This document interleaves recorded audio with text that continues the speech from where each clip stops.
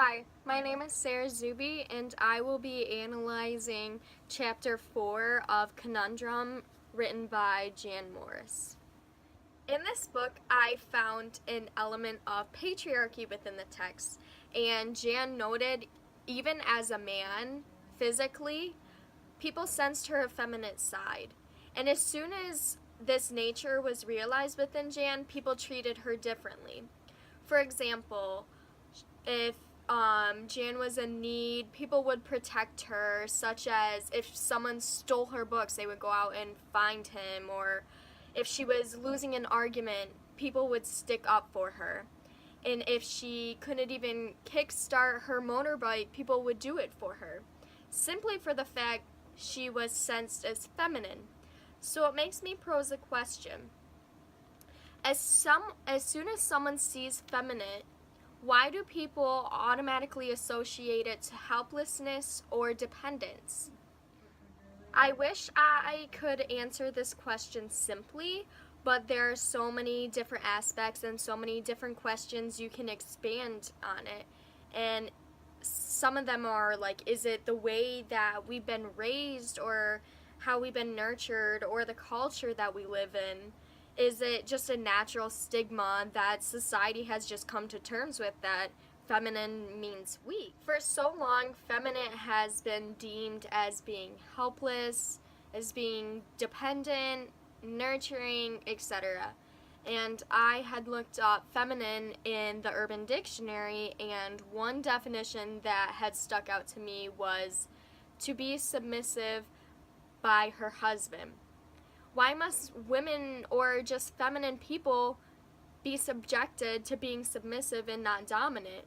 Morris was even guilty of contributing to this sense of patriarchy through her quote, "I have a disconcerting feeling now that I disliked it because it was like working for a woman rather than working for a man."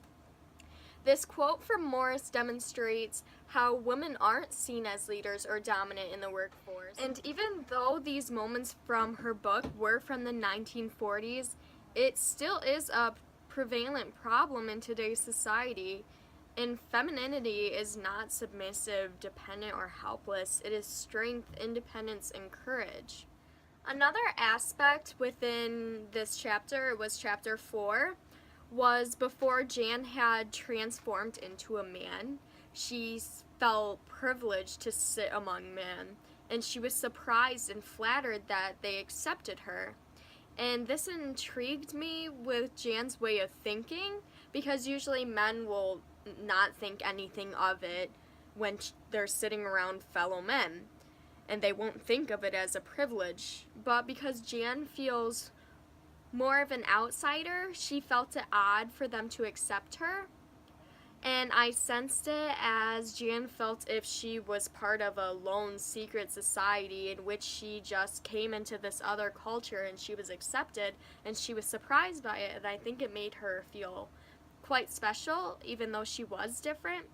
And it demonstrated to me how different her thinking was. Another thing that stuck out to me in this chapter was just showing how women are not treated and they can't socialize the same as men or with them.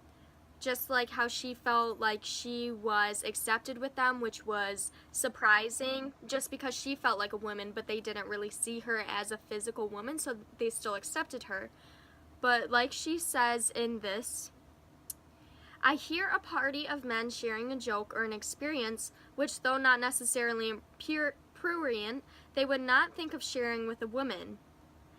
And I agree with that, because she says later on that they probably would have shared it with her, but that was just because she was a man, and men treat women so differently. They feel like they can't. I've had that myself, where they won't tell me a joke because they're like, "Oh, you're a girl, you won't get it." And that's just another sense of patriarchy in this chapter that I noticed. Her being a woman in a man's body was kind of like an undercover investigator, and it showed how men really act around men, but they probably wouldn't have acted like that with Jan if she was a woman. And that really stuck out to me. Overall, the patriarchal themes in chapter 4 are what stuck out to me enough to do a vlog on this. People treated her different because she was feminine, but people treated her different as well as because she was an anatomical man, which gives the narrating of Jan's memoir an interesting perspective, being it's from partly man and women, be it physical or mental perspectives. Thank you for watching.